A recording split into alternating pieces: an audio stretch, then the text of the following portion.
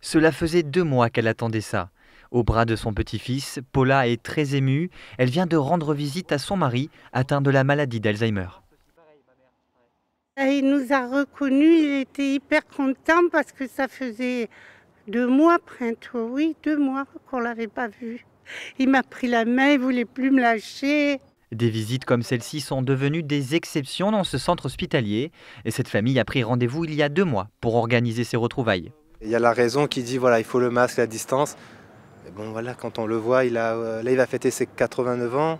Ça fait 65 ans qu'ils sont mariés, ils se sont pris dans les bras, ils sont reconnus, ils s'étaient pas vus depuis 2 mois.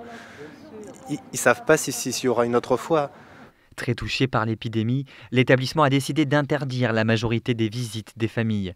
Mais certaines dérogations exceptionnelles sont accordées dans les services de réanimation, notamment auprès des patients en fin de vie. On les autorise à venir les voir, encore une fois, sur un temps qui est très limité, c'est-à-dire un quart d'heure, une demi-heure, avec une infirmière ou une aide-soignante à côté du service qui va les habiller, qui va leur donner bien sûr des masques, des blouses, leur demander de se laver les mains, recommander aux familles de ne pas embrasser leurs parents.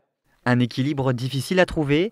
Les soignants, épuisés de l'aveu de la direction, sont tiraillés. On est toute la journée en train de jongler entre des familles qui disent surtout ne faites pas de visite, protégez mon père, protégez ma mère, et ceux qui disent nous on veut les voir, c'est un droit, il le faut.